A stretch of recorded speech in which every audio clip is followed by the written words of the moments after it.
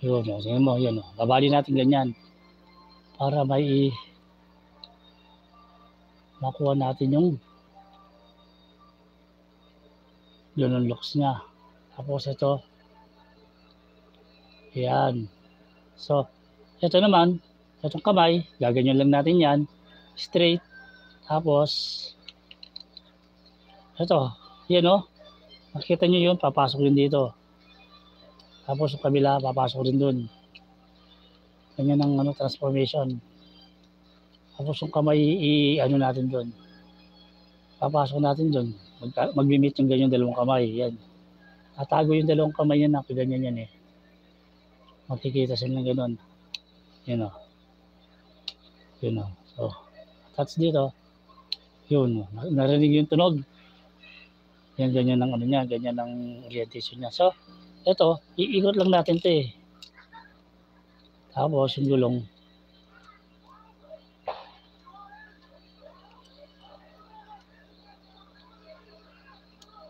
Yan.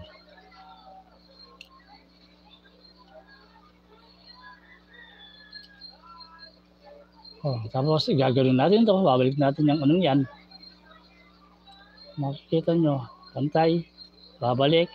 Sabay ito. Itong mga to ay igagano'n lang natin yan. Kumbaga, yung proper na orient niya yan. Ito, babalik lang natin. Paano mo tinanggal ron?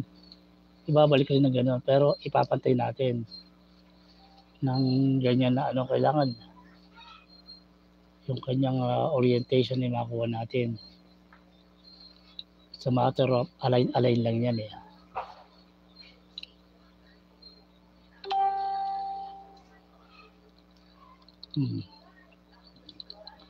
Hindi pa.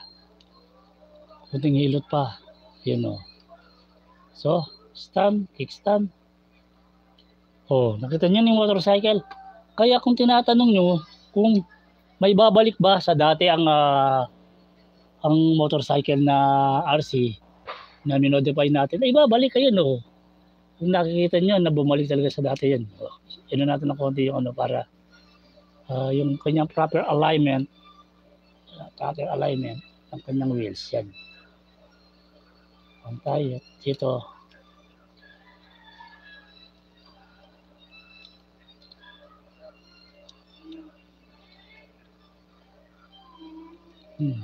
Oh.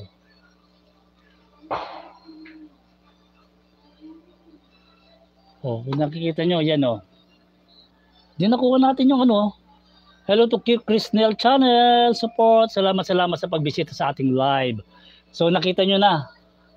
Kaya kung magtatanong kayo kung matatransform ba yung minodify natin to, so ito ang sagot. Na-transform natin. Ayan o. Oh. Na-transform natin. Na kung makikita nyo, na-transform natin si RC motorcycle.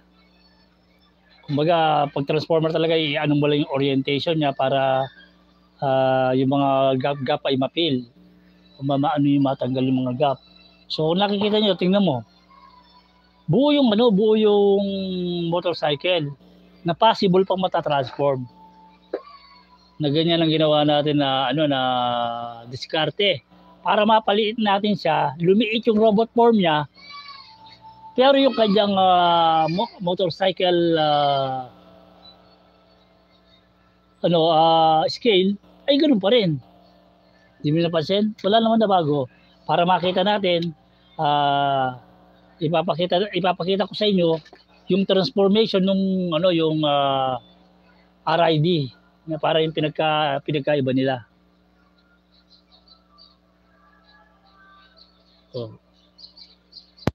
So ito, ganyan, katulad ng ginawa natin. Para madali naman, ganyan na nakagad natin itong kanyang ganyan. Dali na yan eh. Tapos ito, bali na natin kagad to. Yan. Tingnan mo, automorph pag ginano mo, yun, may sasagad yun. So dito tayo ngayon. Para mabilisan lang na transformation.